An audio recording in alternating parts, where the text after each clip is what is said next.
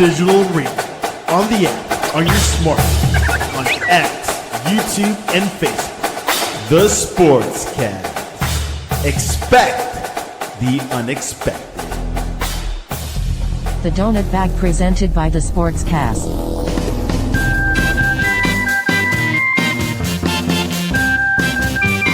The Donut Bag, hosted by Joey Bag of Donuts. And here's your host, Joey Bag of Donuts.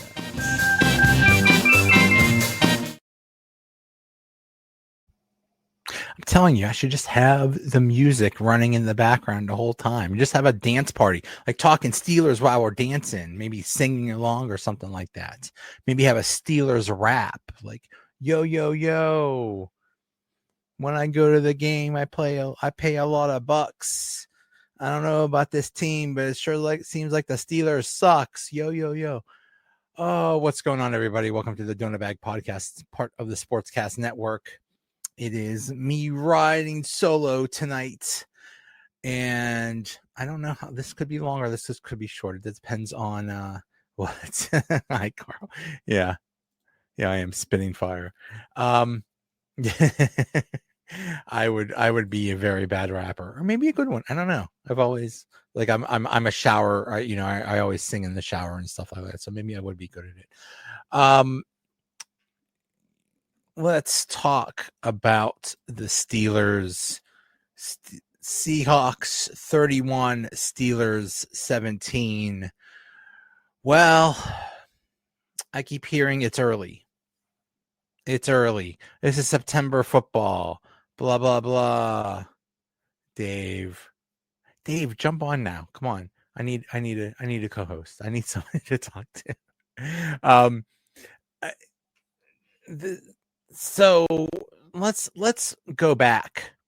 What we're going to do right now is go back. Let's go back to about 10 months ago when everything was wonderful, when Russell Wilson was here, and they were 10-3 at one point, and everything was right, and we're talking Super Bowl, and God, everything is wonderful. Then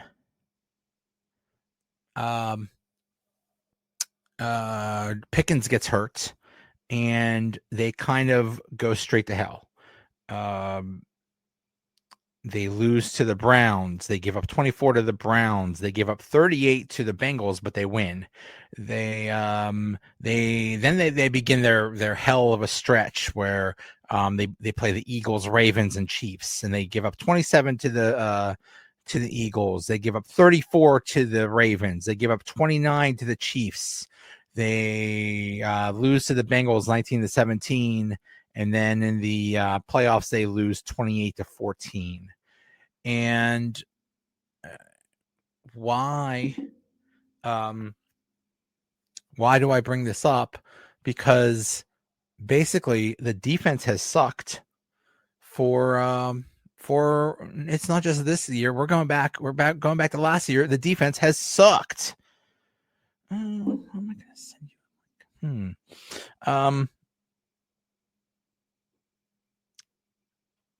Yeah, it's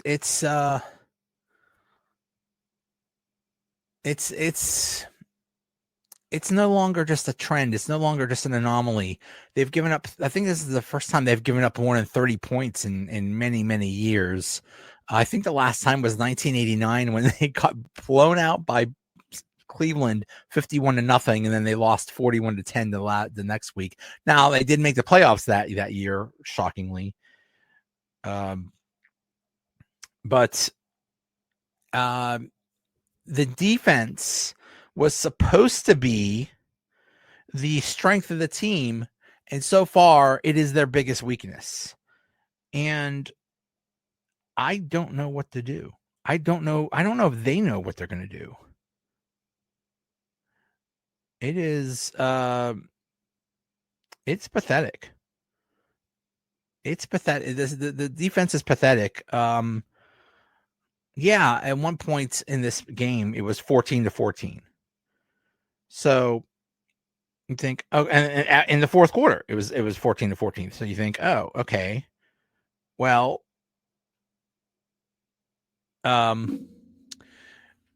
you know, maybe they're okay. And then the wheels fell off, and the wheels fell off because of one Kaleb Johnson. Please tell me you saw this play. Seahawks kick it off, and it goes. I'm assuming either it didn't touch Kaleb Johnson or Kaleb Johnson didn't think that it touched him. Anyway, it goes into the end zone, and he just stands there. And Seattle runs, gets the ball in the end zone, and scores a touchdown. I don't know about where you were watching the game, but I was just looking down on my phone, and I look and it says it's 27-17. I'm like, well, what the heck just happened? What just happened? And then they showed the replay. I'm like, you're kidding me, right? Apparently in college, if the ball goes into the end zone, it's an automatic touchback.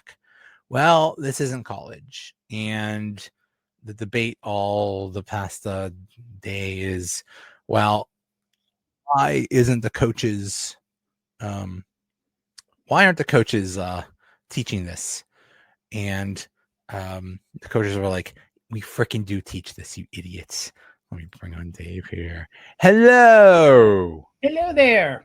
Well, hold on, I have to make sure I am oh, that was the issue.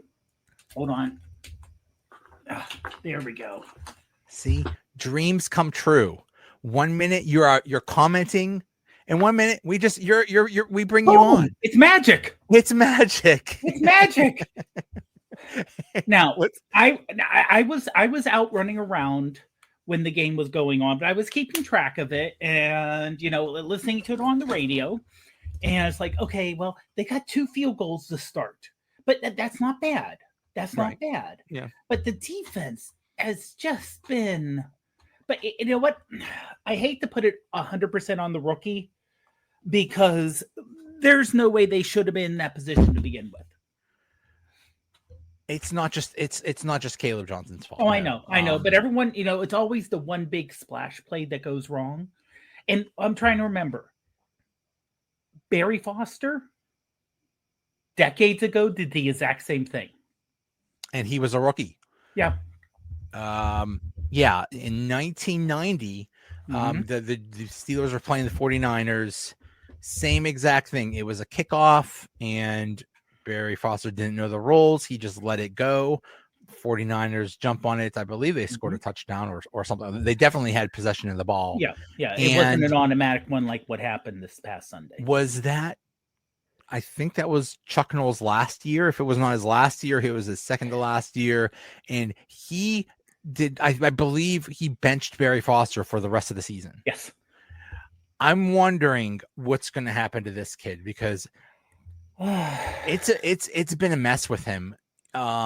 Yeah, he's had multiple. I mean, last week he fumbled against the Jets, and then he was benched. So I know they had big hopes for him, and he just has not. I don't.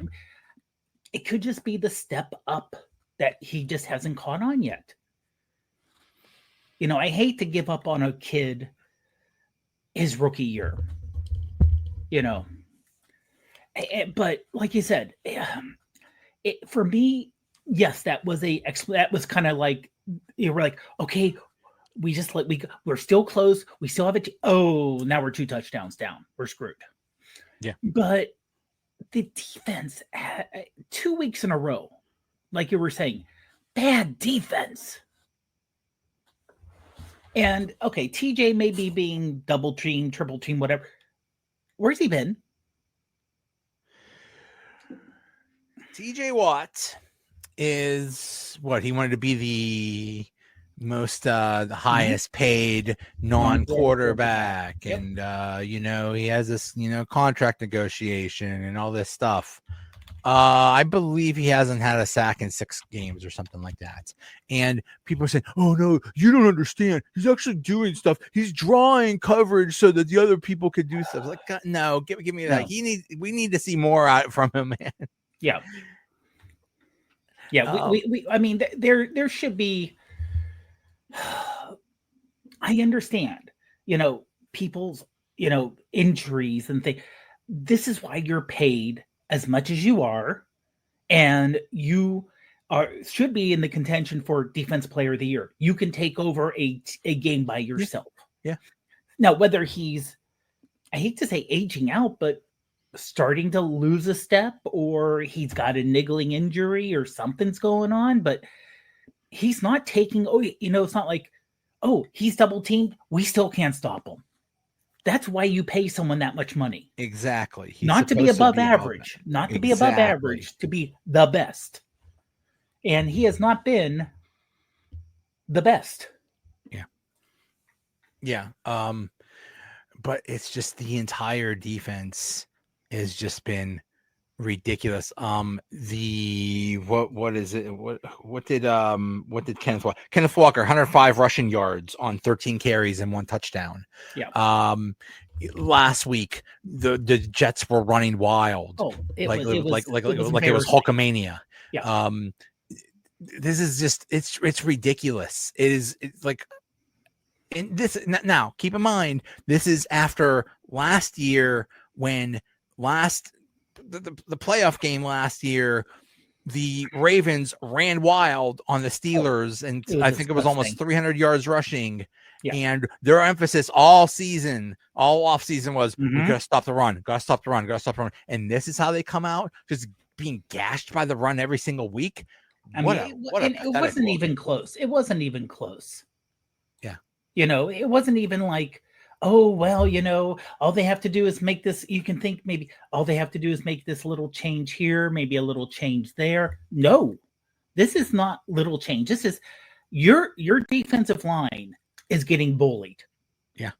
Now, you could say at the end of last year, they were worn out because of the offenses, after 10 games of the offense and the defense is carrying, okay, they're getting tired. There's injuries. You're playing like the end of last year.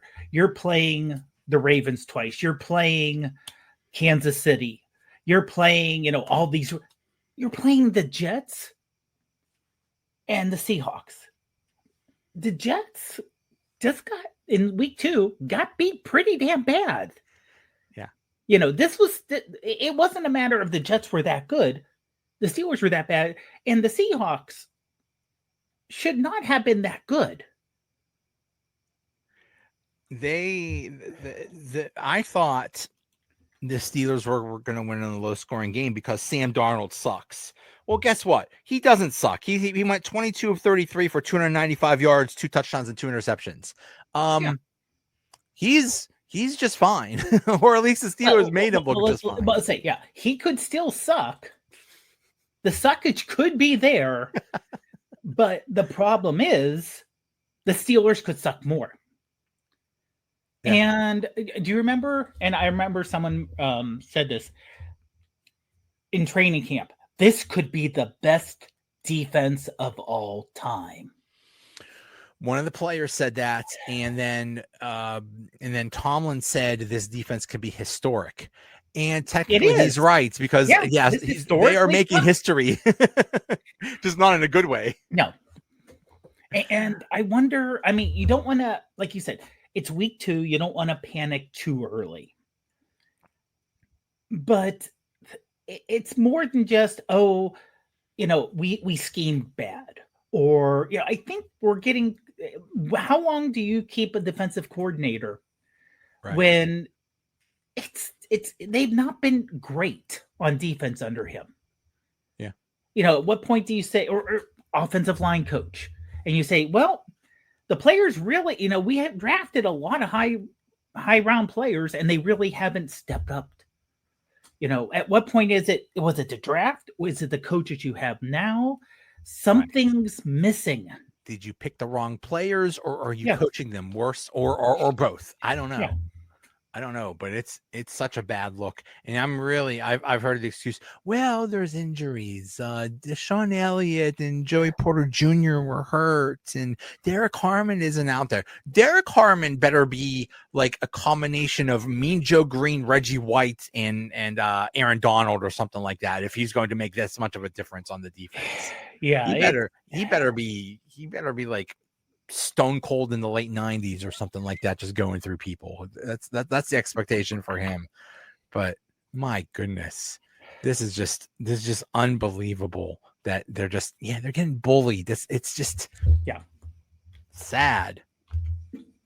Yeah, and that, like I said, that is the thing, is that they're getting pushed around. Yeah, I mean, He's okay. So Darfellow, I hope I said that right. It is a DC Tomlin and Austin and Tomlin. That's the thing. They're both the defensive coordinator. It's not just if they decide like they're buddies. And it used to, and before it was Charles Austin, it was Keith Butler, I think. And it was the same thing. I was like Tomlin's buddy. It's like, yeah, we're gonna run this defense together. Well, we got a problem. And and people keep saying, well, why don't you just keep Brian Flores? Because Brian Flores actually wanted to have his own defense, and Tomlin's like, no, this is my defense. You could play with us for a year and be our consultant and whatever, but this is my defense. So if you want your own defense, go somewhere else. So I mean, it really wasn't a consideration. The only person that could have made that determination is the owner. It's Rooney. If Rooney said, Tomlin, we're done. You're done with the offense. I mean, you're done with the defense. Well, I'm giving it to Flores or someone like that. But and I mean, I'm sorry, but that's their thing. It's like it goes, and I don't want to necessarily blame Khan on this, because I don't think his moves have been bad. I don't think the drafts have been necessarily that bad. Yeah. But it goes from the owner. And I mean, this almost feels like the late days of Chuck Noll, the late 80s. A coach who everyone respected. No one dare, even in the late 80s when they weren't a good team, everyone on that team still respected Chuck Noll. Right. You listen to him. But either it's time, he's not ready, he's not changing with the times, or it's you have a coach in there for so long, it's time to change. I mean it could be sucky for a while. I will fully admit, if they get rid of Tomlin and they bring someone else in, someone they bring in, it could be 1-16. No, there's no guarantee you get rid of. You know what? Not that I would be okay with 1-16, but what it would mean is you would get if it meant you got the number one pick in the draft the next year and get like a superstar, then I would put up with that, because right now going 9-8 and 10-7 means you get the 20th pick in the draft, and you're not getting superstars at the 20th pick. Yeah, total agreement. I mean, Watt masked a lot of Austin's poor play calling with timely sacks and turnovers, and now they're not happening. Right.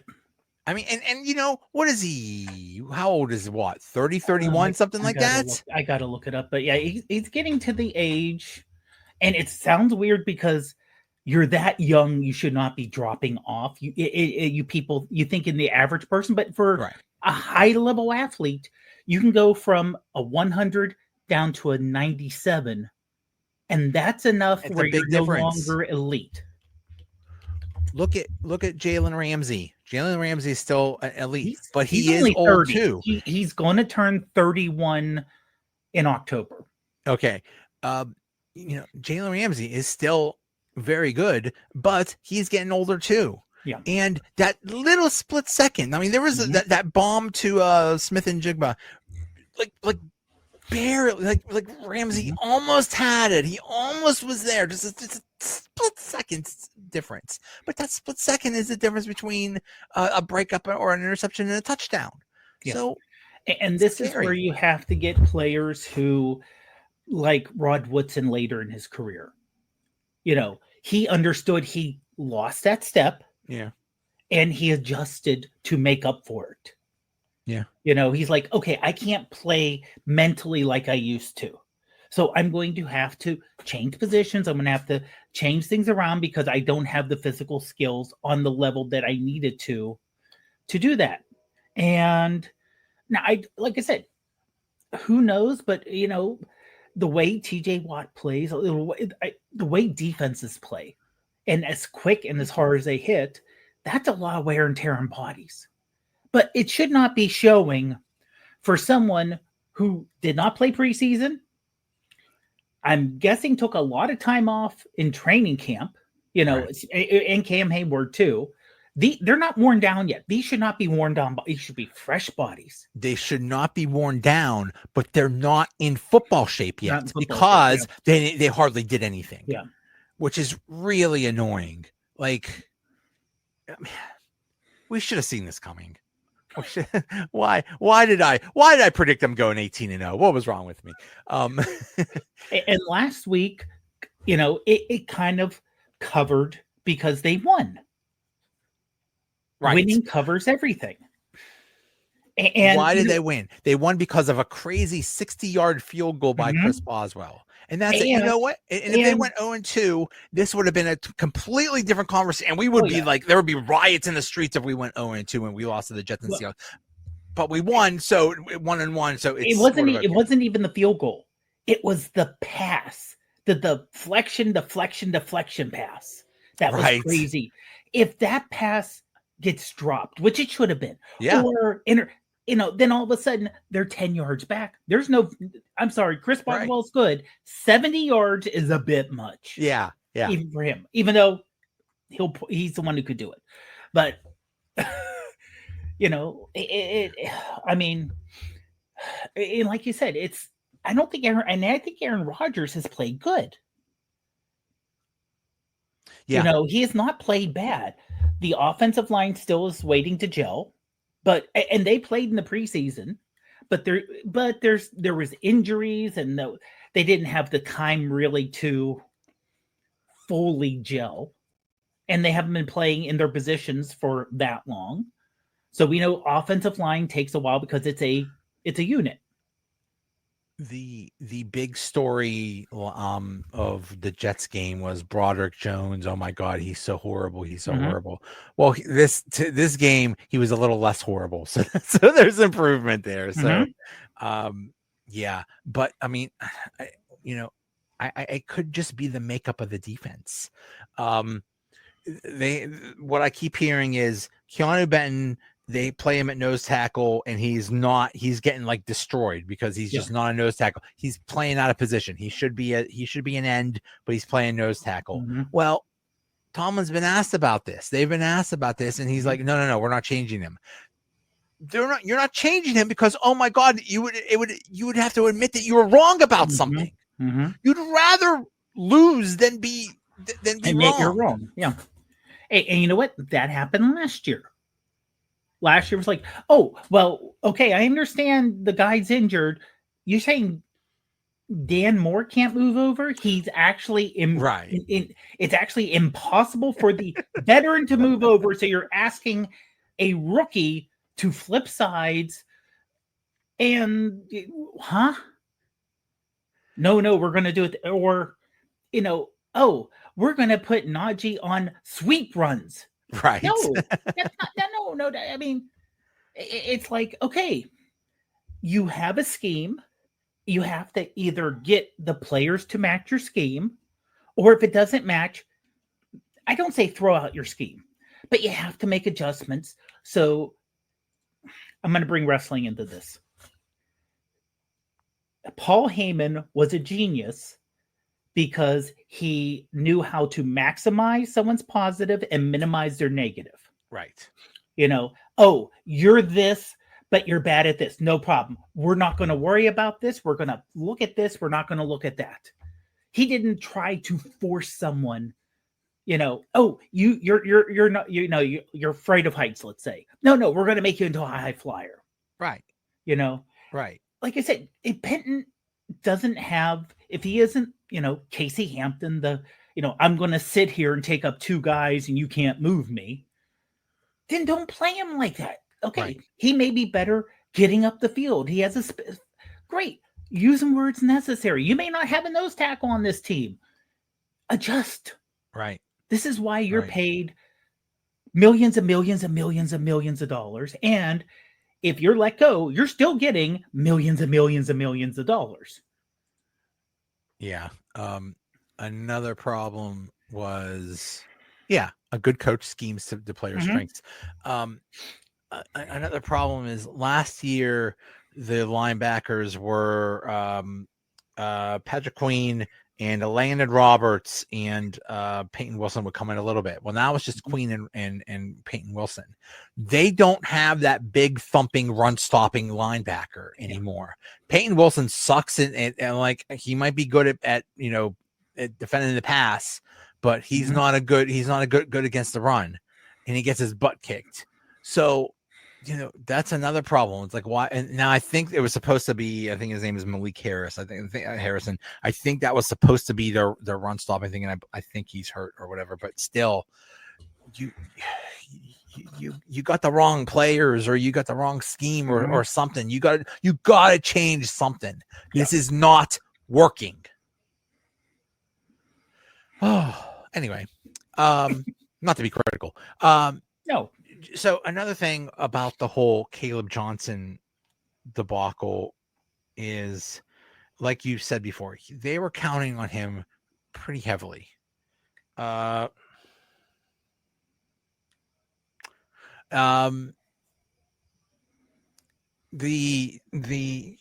Kaleb Johnson was supposed to be basically, I think he was supposed to be the new Najee Harris. He was basically do a 50-50 split with Jalen Warren. And but see, when you heard the draft people who are Steeler draft, you're like, okay, he's not going to be Le'Veon Bell. He doesn't have that, but he's close to Najee, but he has the explosiveness and he has the shiftiness. And once he gets his legs underneath him and Warren will be a great 1-2 punch.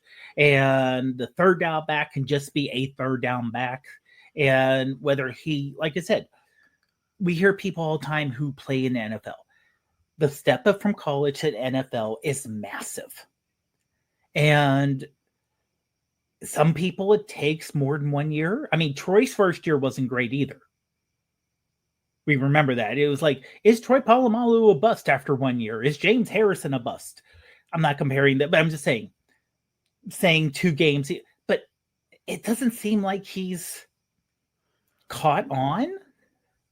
Whether the speed is too much for him, the speed of the game, or he's overthinking. He went, maybe, I don't know what his playbook was in college, but it's like, playbook is this now. Right. I know if someone said, okay, here's the playbook, you also have to know what the offensive line's doing, what the wide receivers are doing, and what your block is, and if you're running or not, and all this. And it's like, okay, I got to think about all this and run natural. Right. Maybe, like I said, I'm trying to give him benefit of the doubt. He's just not ready yet, but you expect after preseason, he played a lot there, training camp, you should be better than he's been. He could be getting in his head too much, but we don't know. We think he is just way in his head, he's thinking too much, but now, so he's basically useless. I don't even know if you could dress him after what just happened.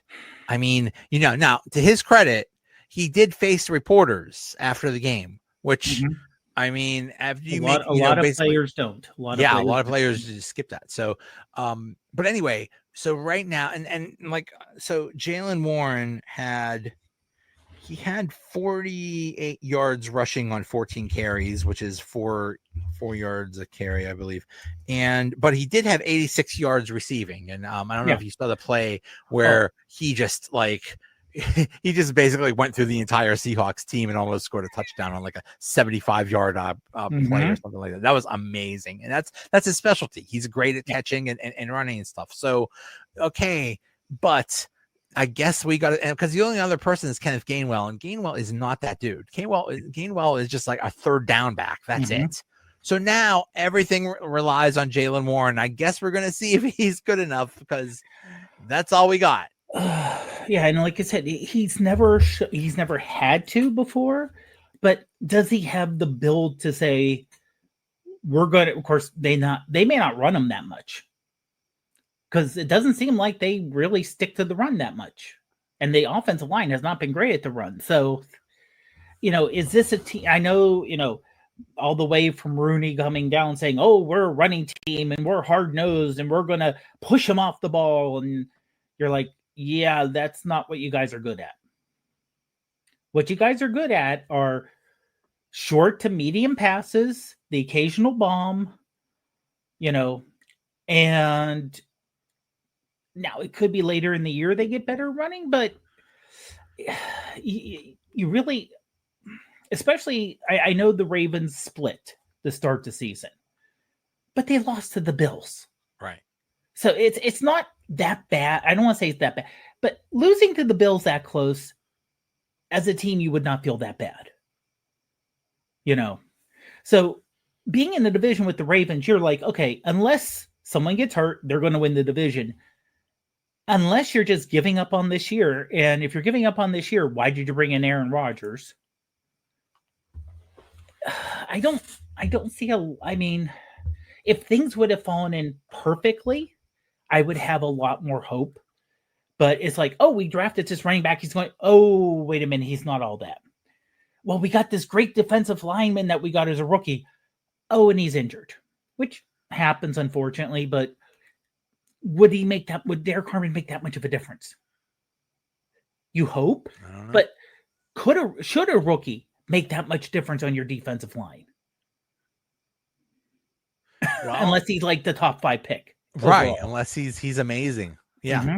We'll see. I mean, Kaleb Johnson's a rookie. Look how bad that's working out. So I don't know if that, Yeah, exactly. I mean, Harmon has looked good in training camp, but that doesn't mean anything in the regular season. So, and we don't even know when he'll be ready. So we'll see. Another issue is, so they start with 2 field goals and then they score a touchdown. And that was a 2-yard pass from Aaron Rodgers to DK I'm sorry. They have this wrong. Oh no. 2-yard pass from Aaron Rodgers to DK Metcalf. Mm-hmm. And that was basically DK Metcalf, you're basically the Incredible Hulk. He literally has muscles that I've never heard of. Like I got a bicep, you got your biceps, you got your triceps, but he has a muscle here that's like this big. I've never seen that on a human. Like I don't understand. What is he? It's like he's stuck softballs in there or something. I don't know. The man is monstrously huge. Mm-hmm. He's muscles on top of muscles, and all they did was basically he just threw it and he just out muscled the other dude, which is going to happen because he's just like one of the strongest people ever. Right. Okay, fine. Then for the 2-point conversion, they throw it to Darnell Washington. Same thing. Darnell Washington is basically Godzilla, and he just stood there and picked up because he's bigger and taller than anybody else. So he just threw it, and that's it. Mm-hmm.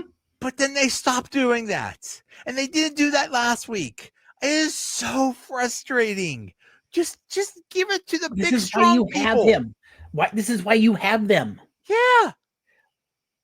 I honestly, it's one of those things of, it's not Matt Canada all over again, but are we getting too, sometimes, they're expecting me to throw to him, so I'll try something else. No, sometimes the reason why you expect him to throw to him because you want to throw to the 6'7" guy who's 280 pounds.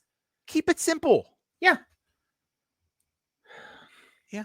Darfellow says, sorry. Pat Meyer has never been a really above average coach. He might be the problem. He might be, it might be the coaching, which is, I mean, the offensive line hasn't been good for a while, and Pat Meyer has been the coach for a while. Yeah. So that might be the issue. That might be the problem right there. But we're not getting Mike Munchak back. No, I know people are saying that he's not coming back. Nope. But no, I mean, like you said, it's. I mean, you're seeing we don't have the equivalent of the tush push. Right. We don't have the people in the lineup even that you could say, we need 1 yard. How do we get 1 yard? Right. In Philadelphia, okay, whether you like the tush push or not, it's legal. It's available in the game. Use it, and you figure out how your team can use it maybe. And if Steelers had 2 yards to go, I don't trust that they can run for it. Well, there was a 4th and 1 in this game, and Tomlin elected to punt. And his reasoning was really stupid. It's like, well, the defense was hurt, and I don't want them. It's like, wait a minute, what are you doing? If you can't get 1 yard, you don't deserve to win a game anyway. I don't care. I don't care what formation you have. If you can't get 1 freaking yard, you got real problems. Mm-hmm. But we've been saying that as a fans for a long time now. It isn't just in the last year or two. It's been going on for a while of, can we get a yard in a handoff? Even when we had Ben and he was not young Ben, but middle-aged Ben, Ben still was not the type that, even though he should have been given his height and his size, you have 1 yard to get. The offensive line just needs to push a half a yard, and you can, get the first down by just kind of. Ben was never one of those people. He always looked bad trying to do that. Right. But you need to be able to do that. But the offensive line hasn't been good in like 5 years. Yeah.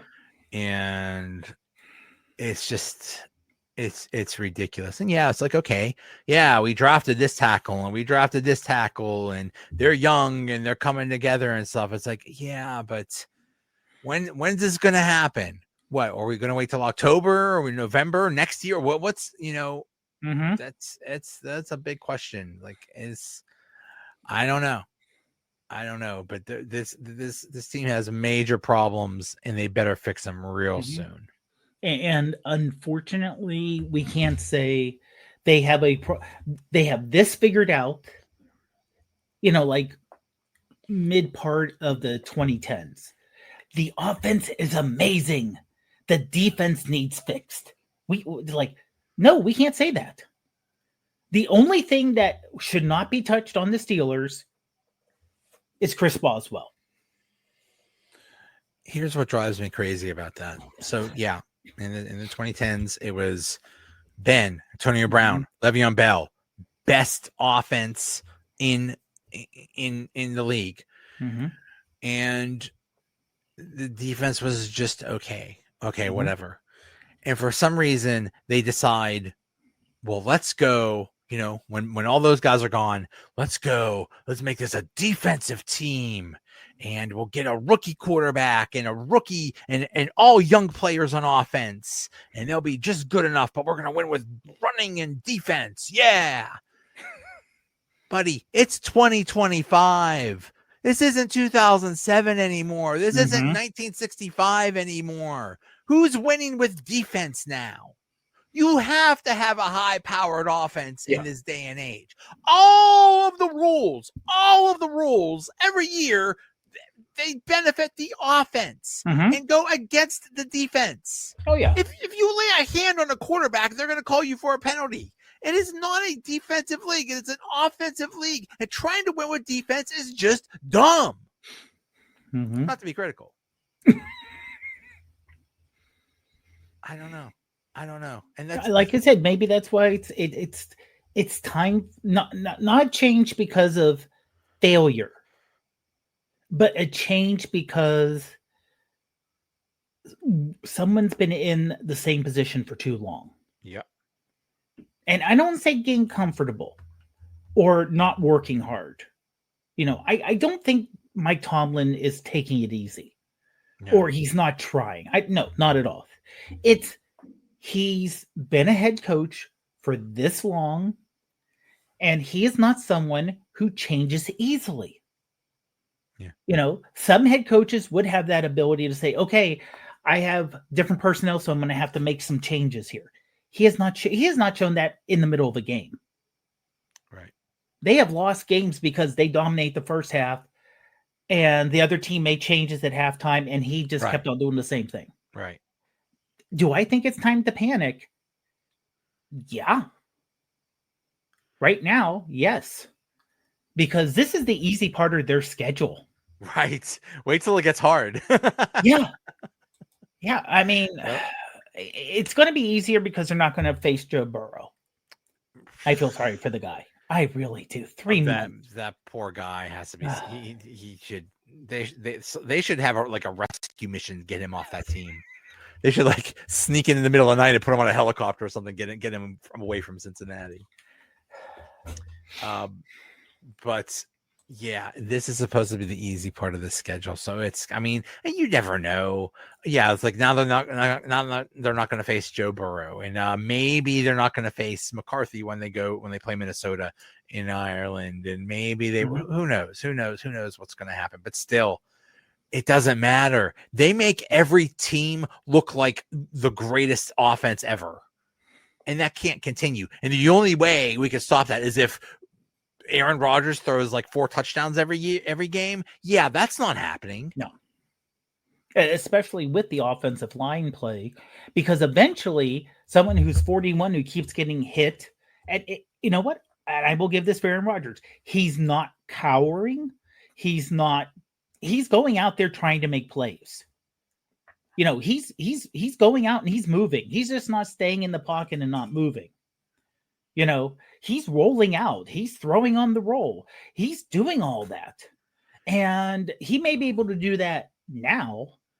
Will he be able to do that in November? Or will he be just getting hit so many times and just age and wear and tear where it's yeah, I could have done that in September. Guess what? I can't do it anymore. Right.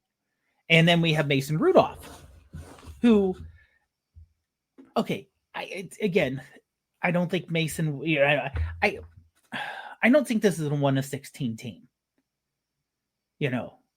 But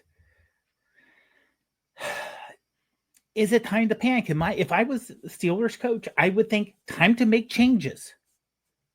Not time to, we got to buckle down and keep doing what we've been doing and trust the system. No, I'm not going to trust the system. I don't think anybody thought this was a Super Bowl team, except for maybe me. But, at what point do you say, let's say they go 2-4 or something like that, or 2-6 or something like that, and they just look terrible. At what point do you start making major changes? I don't know, getting rid of a coordinator, getting rid of a coach, getting rid of, I don't know, making trades. I don't know, because now this was not supposed to be a Super Bowl team, but this was supposed to be a good team. They got, they loaded up with Jalen Ramsey and DK Metcalf and Aaron Rodgers and Slay and all these guys. They got all these guys, and to not suck. And basically their ceiling was, we got to win that playoff game. We just need to win one playoff game, which is the dumbest goal ever. But this team ain't going to win a playoff game because this team ain't going to make the playoffs. No, I mean, honestly, coming into this year, you were like, okay, you switch out Pickens for DK Metcalf one-on-one. I'm happy with that. DK Metcalf is better than George Pickens. Also, he doesn't take plays off or take dumb 15-yard penalties. Also, he shows up to work on time. Exactly. And you're like, okay, the first few games last year, we had a very tentative. Apparently, it was tentative because of the offensive coordinator, not because of Justin Fields after we saw what he did with the Jets.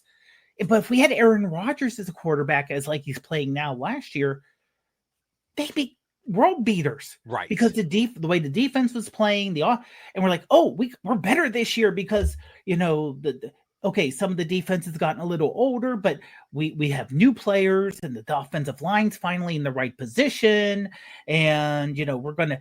That's where the optimism was. It was like, okay, we may not win the division, but we're not going to be the number 7 seed.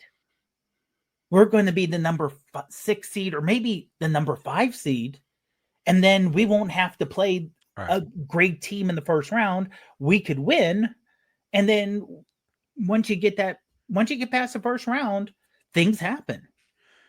This is But- all supposed to be geared. This is supposed to be a quote Mhm. unquote bridge year. This is all geared toward that magic moment in April of 2026 when we got a big countdown clock for it. We got the big clock. We got a big clock that says, okay, countdown to when we find the chosen one, the Messiah, the one that he will solve all of our problems. This is going to be the greatest quarterback that ever lives, and he's going to be awesome from day one too. He will be everything will be fixed. The potholes will stop eating up cars when this new quarterback comes. Whoever this guy is, he is going to solve all our problems. The bridges will stop having holes in them. There won't be, millions of construction cones everywhere with no work being done. This will all be fixed. And this is it. So it's all about 2026 and 2025 was just, let's just get some, as he says, they're all old. Let's just get some old folks and see what happens. But guess what? Yeah. But this year is a setup year. This year was supposed to at least get the offensive line straight, get your running back straight with the rookie. Get the defensive line straight. Get the defensive line straight. Get your defensive backfield straight. Get everything but the quarterback. So it's in good shape. So we're looking for basically 2004 Steelers with Tommy Max as quarterback, where they're a good team with a older, decent quarterback. And then you get a rookie, you can plug the rookie in, and they don't have to carry the team because you have a good running game. You have a good defense. You have wide receivers who know what they're doing, and they can just go in and handle the game and they'll be amazing. Yeah. Well, that doesn't even look like the situation. It doesn't look like things are falling in place or things improve from week 1 to week 2. Yeah, Broderick Jones didn't look as sucky week 1 to week 2. The thing is, the Jets had, I remember last year's Jets defense was decent. Yeah. They were not bad. Yeah. So the Jets defense was probably better than the Seahawks defense. Well, the Seahawks defense is supposed to be pretty good too, but still they're making the Steelers defense is making every offense look like the greatest show on turf. And it's just it's just a joke. It's just sad, and it's like, I don't know, something better change. I brought up the schedule.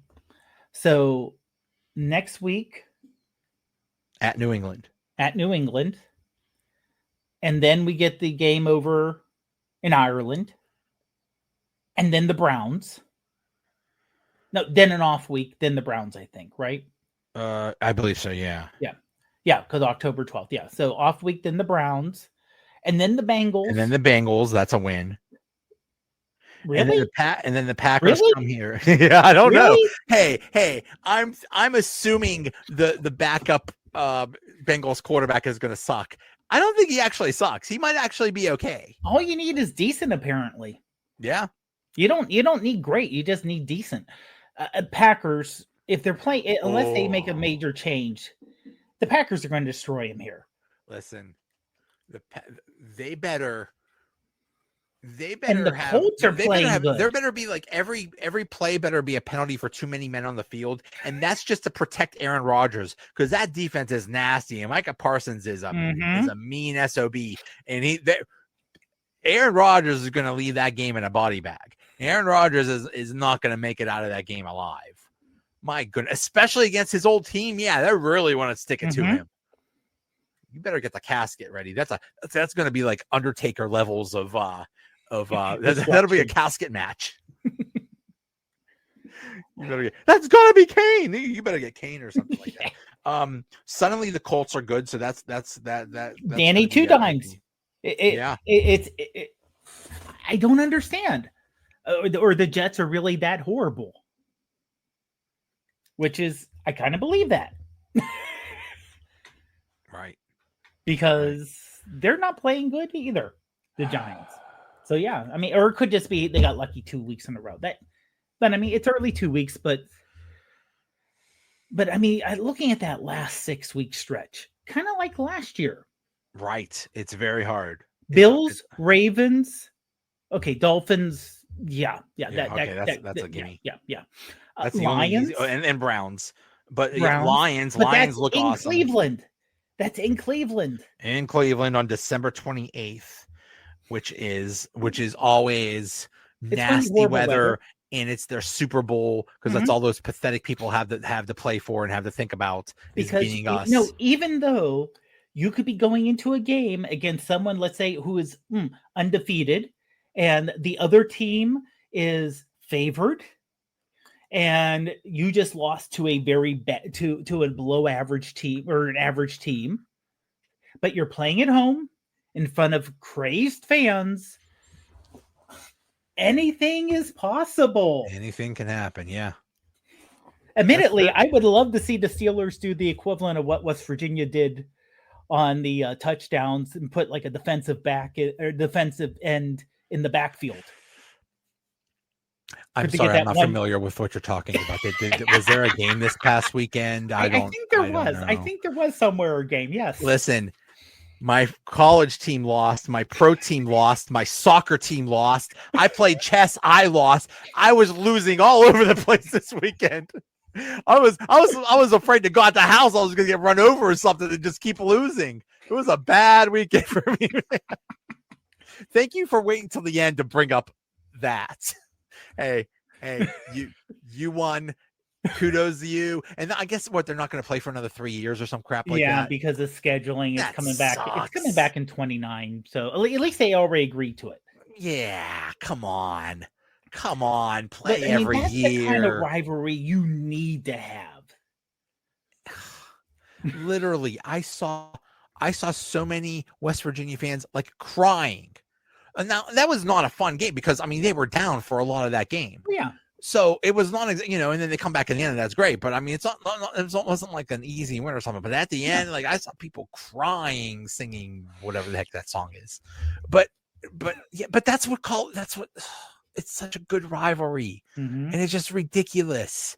I don't know. Does West Virginia play Penn State anymore? I know they played a year or two. They played once or twice. I think a decade. Is West Virginia and Penn State really a rivalry, or is that just it back in the 80s? Okay. Pitt was because we were all independent. It's before the Big East, before Penn State. So yeah, they were always playing each other. Even though Penn State was a lot better than West Virginia, it was still one of the big games on the schedule. And like Pitt was always a bigger one just because of the closeness of the schools. It's literally I-79 between the two schools. Yeah. It's the same reason Pittsburgh and Cleveland have the rivalry. It's close. Right. People in Pittsburgh may not like to admit it, but you get the area around Morgantown, okay, especially around Morgantown, it's not that dissimilar to Pittsburgh. Right.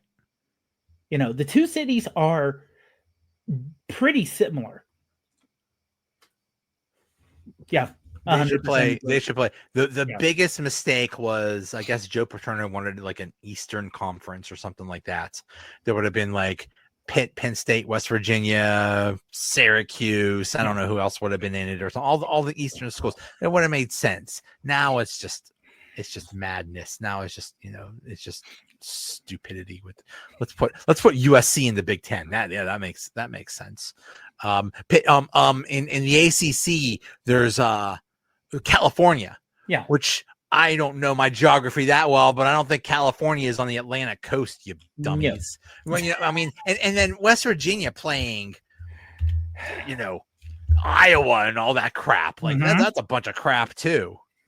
Well, the thing is that because when the Big East split basically blew up as a football conference, West Virginia was like, okay, where can we go? The ACC didn't want them. Yeah. The Big Ten didn't want them. West Virginia will not bring a TV market into you. Right.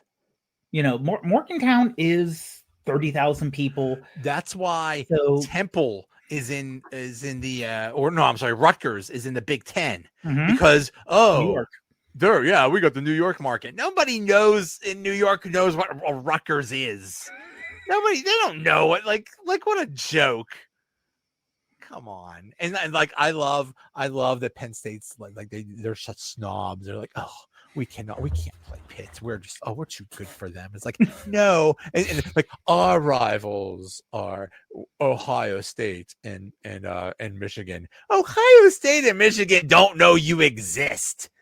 You're like that loser in high school that wants to just hang out with the popular kids. And the popular kids don't even know you don't even know you're there.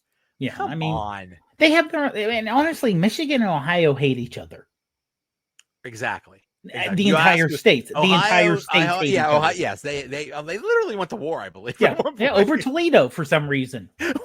I mean, Toledo is pretty cool. So I can see that. That's where I think what's his face from Master Jamie Farr. I think he came from Toledo.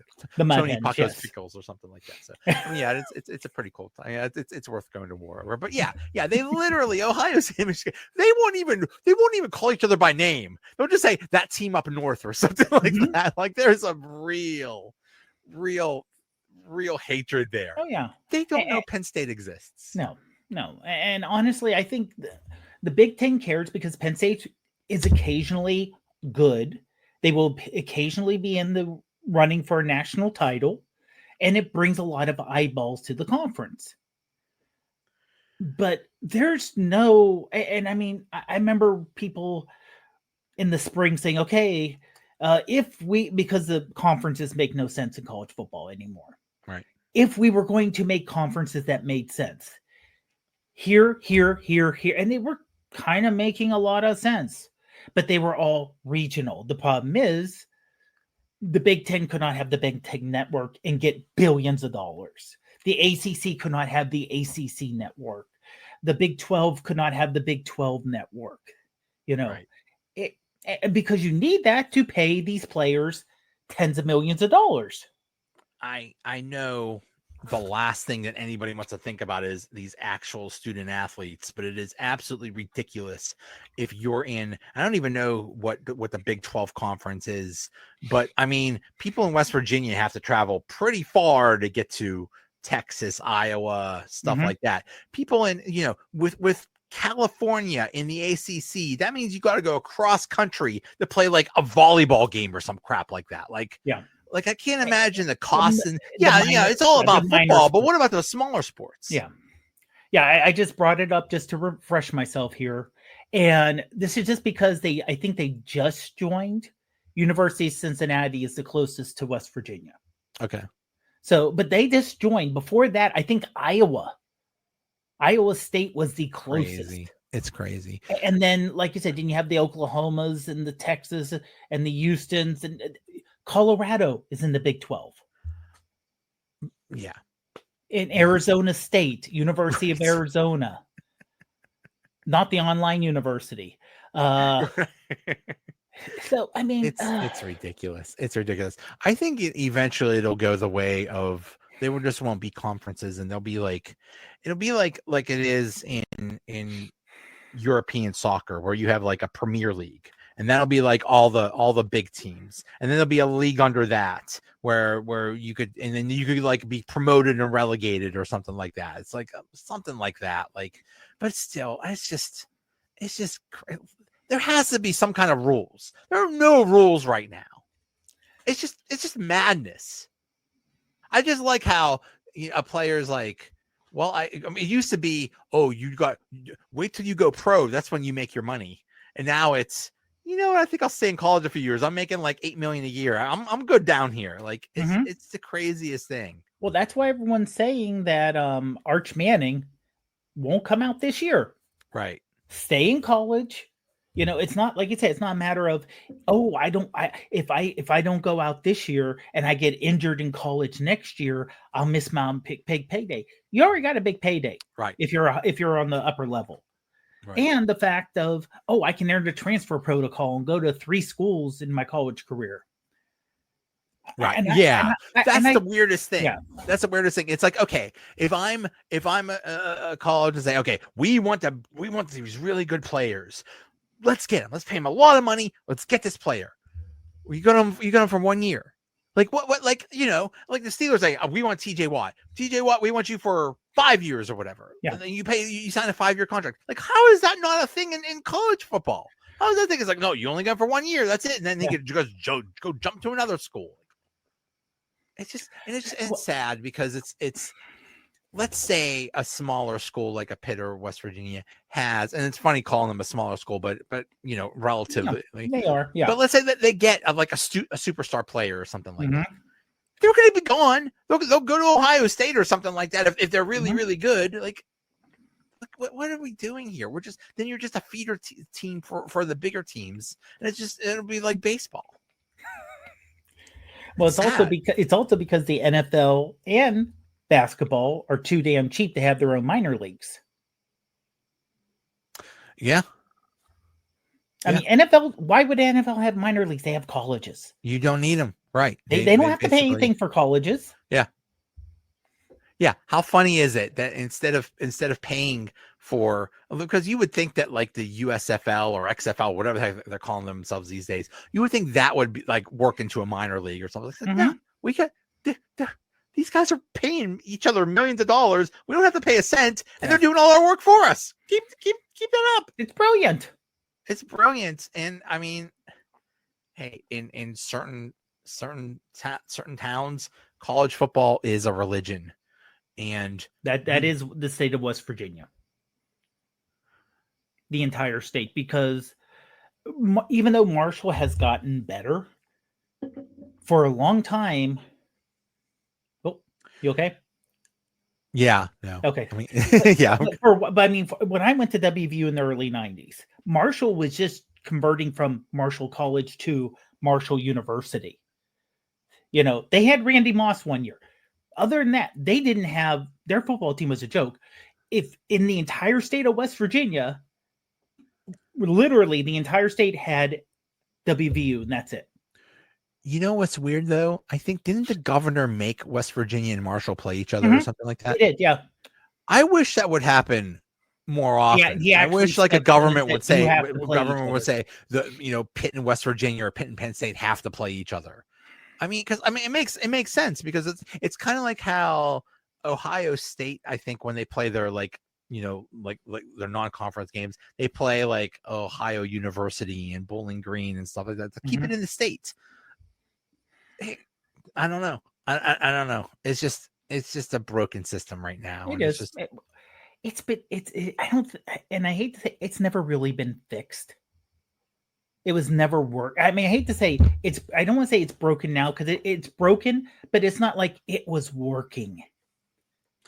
Okay. Do you remember when they used to have like you weren't allowed to have the number 1 and number 2 team play each other because there was like, well, you can't go play over there. You won this conference and you're going to the Rose Bowl, and the other team's going to the Orange Bowl. So too bad. We're just gonna have a bunch of people vote on the champion. I mean, it's always been some goofy thing. It's just been one, and it's just so. And now it's like, okay, then we'll let 4 teams in.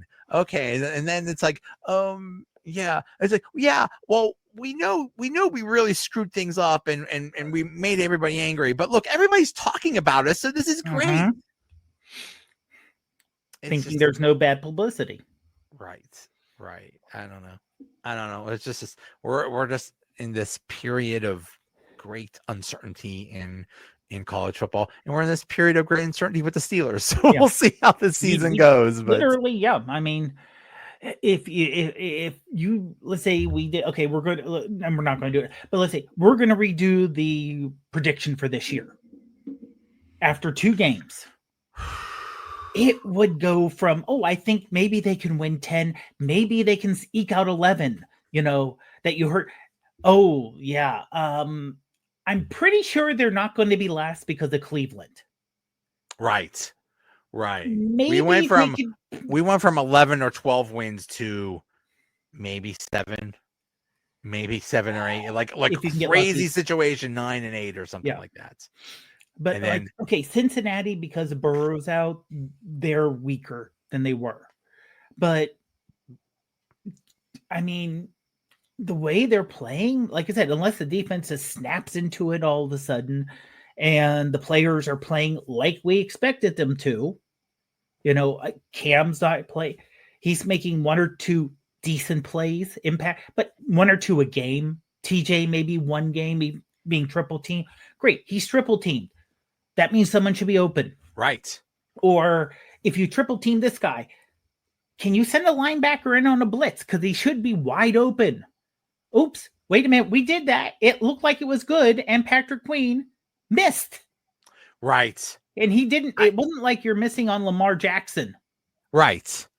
Right. Like, yeah. Like, how do you keep missing? Like, I think Patrick Queen in his whole time with the Steelers, like, has done like one good thing, and that was like against his old team. I think he's been kind of a disappointment. And I mean, they're paying him a lot of money. He hasn't lived up to what he should have been doing. Yeah. We'll see. We'll see if they could turn it around. I don't know.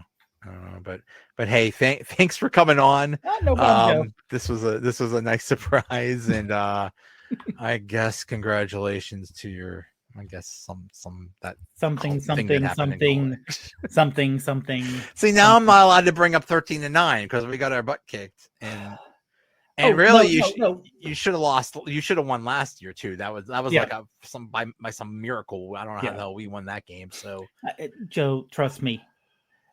For as long as online exists, anytime 13-9 comes up, we know Chris Carter will post 13-9. Every time I see 13-9, I giggle. It is I love it. It could be in the middle of winter, and they say, "Oh, the high temperature could be anywhere between 13 and 9 degrees," and he goes, Yep. He'll post something. We know he's going to post something. Yeah. Okay. Yeah, we still got that. But you know what? At least you have your coach. I think Rich Rodriguez is eventually going to turn the program around. It's really nice that he's back. And that's you talk about fire Tomlin, fire Narduzzi. That dude's a doink. He's a dink. He's an idiot.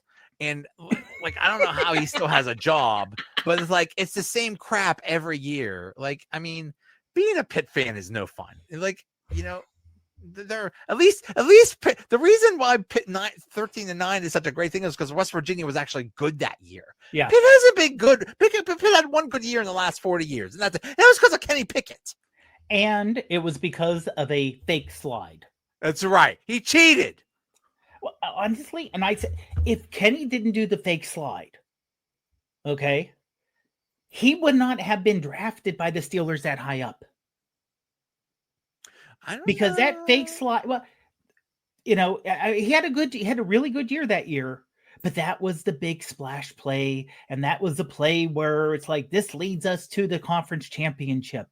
And if he played that fifth year like he did his first years, it would have been, here's a local guy. Maybe he'll be a backup somewhere instead of a starter. Maybe. Yeah. I don't know. Being a conference champion is kind of a big deal. So yeah, maybe. I don't know, but anyway. All right. Hey, thanks for coming on, man. Glad to be on, Joe. All right. I'll see you. Okay. Talk to you.